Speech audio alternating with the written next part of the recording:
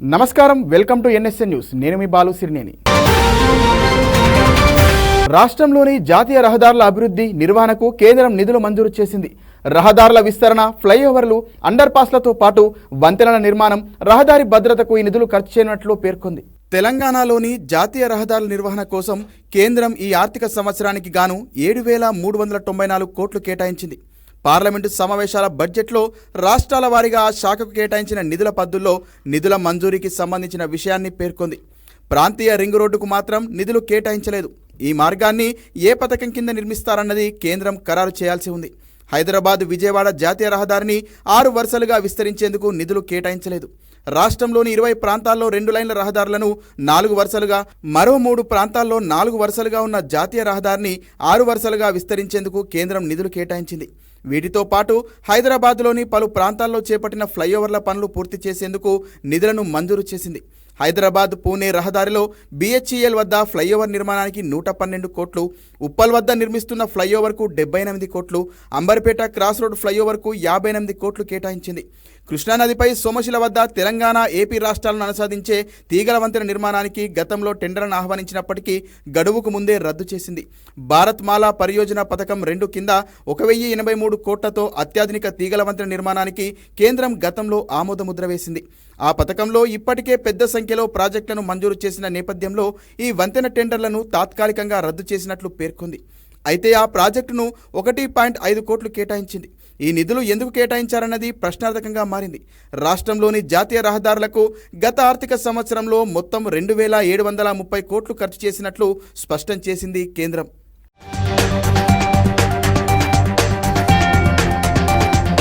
YCP ప్రభుత్వం చేనేత రంగాన్ని నిర్లక్ష్యం చేసి నేతన్నలకు అన్యాయం చేసిందన్నారు ఏపీ సీఎం చంద్రబాబు. జగన్ ప్రభుత్వం చేసిన అప్పులను తీర్చేందుకు దృఢ సంకల్పంతో పనిచేస్తామని పేర్కొన్నారు. గత సర్కారు వ్యవస్థలను దోపిడీ చేసిందన్న ఆయన చట్టం లొసుగులు వాడుకొని దోచుకున్నారని ఆరోపించారు. జాతీయ చేనేత దినోత్సవం సందర్భంగా విజయవాడలో నిర్వహించిన కార్యక్రమంలో పాల్గొన్నారు సీఎం చంద్రబాబు. ఈ సందర్భంగా ఆయన మాట్లాడుతూ వైసీపీ ప్రభుత్వం 10 లక్షల కోట్ల అప్పులు చేసిందన్న ఆయన వాటన్నిటిని ఎదుర్కోవడానికి సిద్ధంగా ఉన్నట్లు చెప్పారు. నేతన్న హస్తం అని చెప్పి వారికి ఉన్న మిగతా పథకాలన్నింటినీ రద్దు చేసిందని దుయ్యబట్టారు. ఇప్పుడు నేతన్నలకు తాను ఉన్నానన్న భరోసా ఇచ్చేందుకు వచ్చారని సీఎం తెలిపారు. ఈ 5 ఏళ్ల పాలనలో బీసీ సప్లాన్కు 1,50,000 కోట్ల రూపాయలను ఖర్చు చేస్తామన్నారు. నేతన్నలు అడిగిన దానికంటే ఎక్కువే ఇవ్వాలని తనకు ఉంది, కానీ ఖజానా దివాలా తీసిందని అందుకే చేయలేకపోతున్నానన్నారు. అన్ని సమస్యలు తీరాక నేతన్నలకు అడిగిన దానికంటే ఎక్కువ ఇచ్చానన్నారు. నామినేటెడ్ పోస్టుల్లో ప్రాధాన్యం ఇస్తామని హామీ ఇచ్చారు. రాష్ట్రానికి రోడ్లు, కరెంట్, సంపద ఏది వచ్చినా ప్రైవేటు వ్యక్తుల భాగస్వామ్యంతోటే వస్తుందని తెలిపారు. ప్రతి ఏటా చేనేత కార్మికుల ఆదాయాన్ని పెంచే బాధ్యత తమదని పేర్కొన్నారు చంద్రబాబు. P4 విధానాన్ని తీసుకొచ్చి సంపద సృష్టించేందుకు కృషి చేస్తామన్నారు. రోజుకు 200 సంపాదించలేని వారికి అండగా నిలబడతామని తెలిపారు. మళ్లీ జన్మభూమి వంటి కార్యక్రమాలతో ముందుకు వెళ్లాల్సిన అవసరం ఉందంటూ పేర్కొన్నారు. రాష్ట్రంలో పేదరిక నిర్మూలన జరగాలంటే సంపద సృష్టి జరగాలని, తద్వారా ప్రభుత్వానికి ఆదాయం పెరుగుతుందన్నారు. ఆ ఆదాయంతో పేదరికాన్ని నిర్మూలించవచ్చన్నారు. అమరావతిని రాజధానిగా అభివృద్ధి చేస్తే ఈ సమయానికి 3 లక్షల కోట్ల సంపద వచ్చేదన్న చంద్రబాబు గత ప్రభుత్వ దుర్మార్గంతో ఆ సంపదంతా ఆవిరైపోయిందని ఆవేదన వ్యక్తం చేశారు.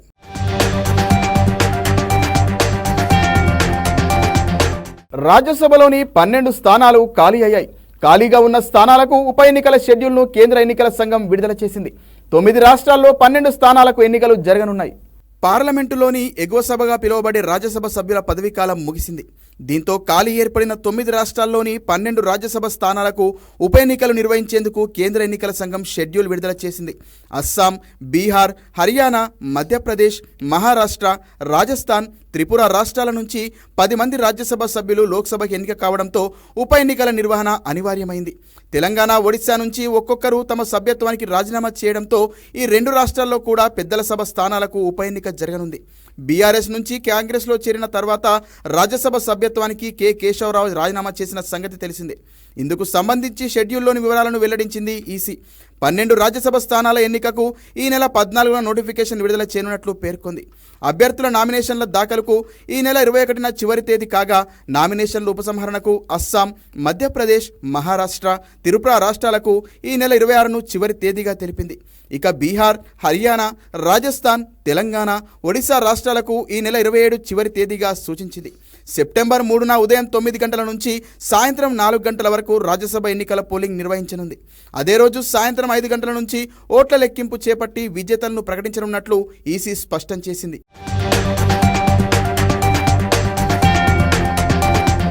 టెలికాం కంపెనీలు రీఛార్జ్ ప్లాన్ ధరలను అమాంతం పెంచేయడంతో యూజర్లు BSNL బాట పడుతున్నారు.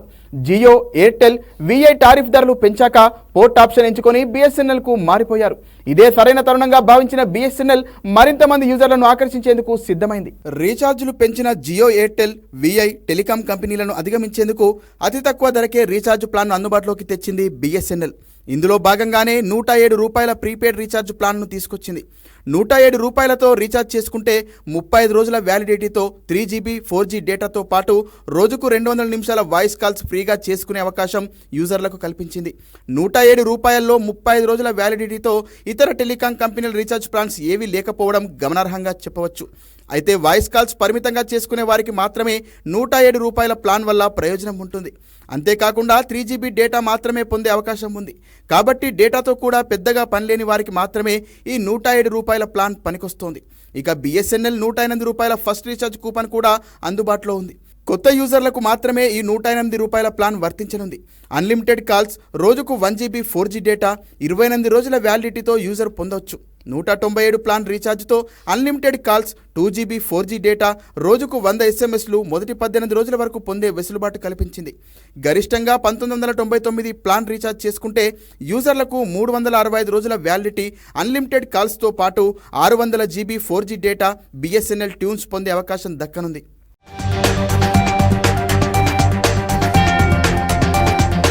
సీతారామ ప్రాజెక్టు ప్రారంభోత్సవం స్వాతంత్ర దినోత్సవం రోజు జరగనుంది.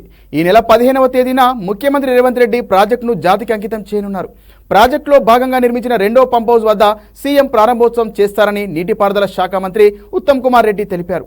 సీతారామ ప్రాజెక్టు ప్రారంభోత్సవ ఏర్పాట్లపై అధికారులు, ఇంజనీర్లతో మంత్రి ఉత్తమ్ కుమార్ రెడ్డి హైదరాబాద్ జలసౌధలో సమీక్ష నిర్వహించారు. నీటిపారుదల శాఖ కార్యదర్శి రాహుల్ బొజ్జా, ప్రత్యేక కార్యదర్శి ప్రశాంత్ పాటిల్తో పాటు ఈఎన్సీలు అనిల్ కుమార్, నాగేందర్ రావు, డిప్యూటీ ఈఎన్సీ శ్రీనివాసులు సమీక్షలో పాల్గొన్నారు. సీతారామ ప్రాజెక్టు మొదటి పంప్ హౌస్లో వెట్ రన్, 2వ పంప్ హౌస్లో డ్రై రన్ ఇప్పటికే పూర్తయ్యాయి. దీంతో 2వ పంప్ హౌస్ వద్ద పంపులను ముఖ్యమంత్రి రేవంత్ రెడ్డి ప్రారంభించనున్నారు. 15వ తేదీన హైదరాబాద్లో స్వాతంత్ర దినోత్సవ వేడుకల అనంతరం సీఎం హెలికాప్టర్లో బయలుదేరి ఖమ్మం జిల్లా వైరా వెళ్తారు. ప్రాజెక్టును ప్రారంభించి అనంతరం వైరాలో జరగనున్న భారీ బహిరంగ సభలో ముఖ్యమంత్రి రేవంత్ రెడ్డి పాల్గొంటారని మంత్రి ఉత్తమ్ చెప్పారు. సీఎం కార్యక్రమ పర్యవేక్షణ కోసం నోడల్ అధికారిని నియమించనున్నట్లు తెలిపారు. ప్రారంభోత్సవం నేపథ్యంలో ఈ నెల 11వ తేదీన సీతారామ ప్రాజెక్టు ట్రయల్ రన్ నిర్వహించనున్నారు. ట్రయల్ రన్ కార్యక్రమానికి మంత్రి ఉత్తమ్ కుమార్ రెడ్డి హాజరవ్వనున్నారు. ప్రాజెక్టులోని 2వ పంప్ హౌస్ వద్ద ట్రయల్ రన్ నిర్వహిస్తారు. అనంతరం వైరాలో ముఖ్యమంత్రి పాల్గొనే బహిరంగ సభాస్థలిని పరిశీలించనున్నారు. ఆ తర్వాత నల్గొండ జిల్లా మిర్యాలగూడ నియోజకవర్గ పరిధిలోని దున్నపోతుల గండి వద్ద నిర్మించిన తలపెట్టిన ఎత్తిపోతల పథకం స్థలాన్ని ఆయన పరిశీలిస్తారు. స్థల పరిశీలన అనంతరం మిర్యాలగూడలో నీటిపారుదల శాఖ సమీక్ష సమావేశంలో మంత్రి ఉత్తమ్ కుమార్ రెడ్డి పాల్గొంటారు.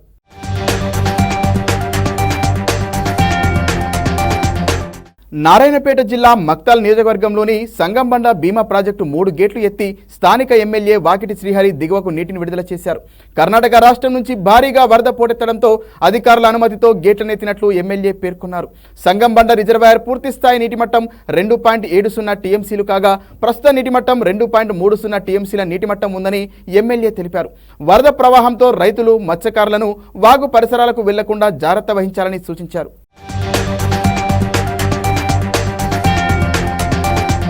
హైదరాబాద్ బషీర్బాగ్లోని నిజాం కళాశాలలో విద్యార్థులు చీకట్లో కూడా నిరసన కొనసాగిస్తున్నారు. డిగ్రీ చదువుతున్న విద్యార్థులకు 100% హాస్టల్ కేటాయించాలని 5 రోజులుగా నిరసన చేస్తున్నారు. ప్రభుత్వం జోక్యం చేసుకుని న్యాయం చేయాలని డిమాండ్ చేశారు. కాలేజీ ప్రిన్సిపాల్ తమ ప్రతిపాదనను పట్టించుకోకుండా డిగ్రీ విద్యార్థులకు 50%, పీజీ విద్యార్థులకు 50% కేటాయిస్తామని సర్క్యులర్ విడుదల చేశారని మండిపడ్డారు. పీజీ విద్యార్థులకు ఉస్మానియా యూనివర్సిటీలో హాస్టల్ సౌకర్యం ఉందని 100% తమకే కేటాయించే వరకు పోరాటాన్ని శాంతియుతంగా దశల వారీగా కొనసాగిస్తామన్నారు.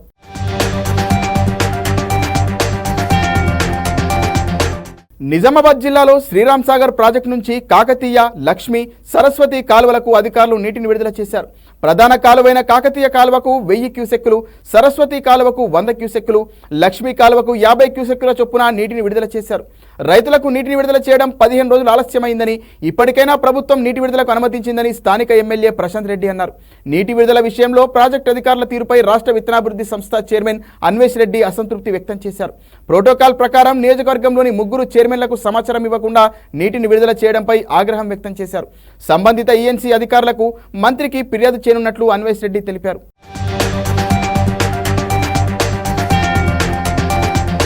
భద్రాచలంలోని రామాలయం పక్కన గల గుట్టపై ఉన్న శ్రీ కుసుమ హరినాథ్ బాబా ఆలయంలోని కళ్యాణ మండపాన్ని అధికారులు కూల్చివేశారు.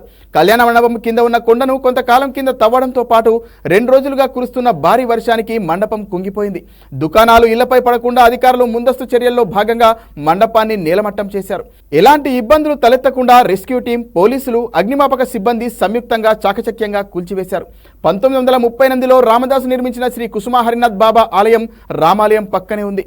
తదనంతరం కొండ కింద దుకాణాలు ఏర్పాటు చేసుకోవడంతో కొండను కొందరు తవ్వుకుంటూ వచ్చారు.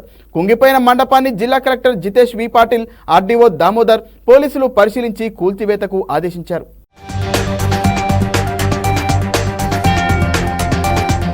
జాతీయ చేనేత దినోత్సవం సందర్భంగా ప్రధాని మోదీకి విజయనగరం ఎంపీ అప్పలనాయుడు చేనేత కానుక అందజేశారు. మోదీ బొమ్మ ముద్రింపిన చేనేత వస్త్రాన్ని ప్రదానం చేశాడు. చేనేత వస్త్రాన్ని అందించిన ఎంపీ కలిశెట్టికి ప్రధాని మోదీ ధన్యవాదాలు తెలిపారు. ఇదో మధుర జ్ఞాపకమని మోదీ అన్నారు. ఎచ్చెర్లకు చెందిన చేనేత దంపతులతో ఎంపీ కలిశెట్టి ఈ వస్త్రాన్ని తయారు చేయించారు. 3 అడుగుల వెడల్పు, 6 అడుగుల పొడవైన వస్త్రాన్ని 40 రోజుల వ్యవధిలో సిద్ధం చేశారు.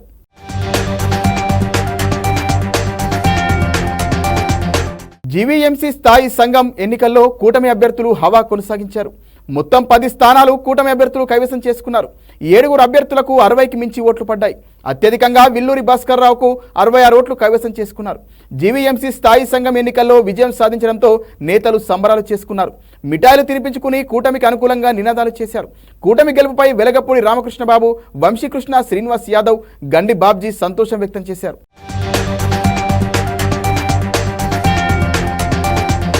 ఐటీ, టెక్నాలజీ రంగాల్లో లేఆఫ్ల పరంపర కొనసాగుతోంది. తాజాగా కంప్యూటర్ల తయారీలో దిగ్గజ కంపెనీ డెల్ టెక్నాలజీస్ 15 నెలల కాలంలో రెండోసారి భారీ ఎత్తున లేఆఫ్లను ప్రకటించింది. కంపెనీలో సుమారు 10% ఉన్న 12,500 మంది ఉద్యోగులకు లేఆఫ్లు ప్రకటిస్తూ నిర్ణయం తీసుకుంది. కృత్రిమ మేధతో పాటు కంపెనీ పనితీరు, ఆధునీకరణ, పెట్టుబడుల విస్తరణ నేపథ్యంలో ఈ కఠిన నిర్ణయం తీసుకున్నట్లు డెల్ తెలిపింది. లేఆఫ్ విషయాన్ని ఉద్యోగులకు తెలియజేసినట్లు కంపెనీ ప్రతినిధులు వెల్లడించారు. భవిష్యత్ వృద్ధి కోసం ఈ బాధాకరమైన నిర్ణయం తీసుకోవాల్సి వచ్చిందన్నారు.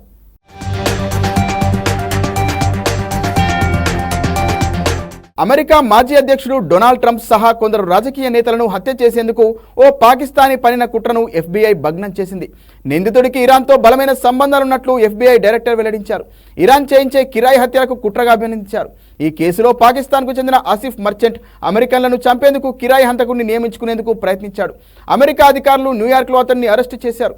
ఆసిఫ్ మర్చెంట్ టార్గెట్లలో డొనాల్డ్ ట్రంప్ కూడా ఉన్నట్లు అధికారులు వెల్లడించారు.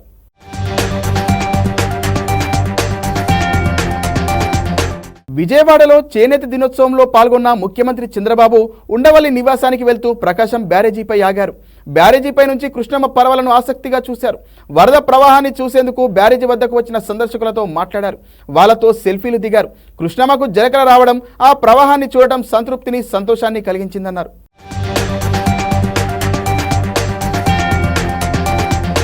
మరిన్ని వార్తలతో మళ్ళీ కలుద్దాం. నమస్కారం.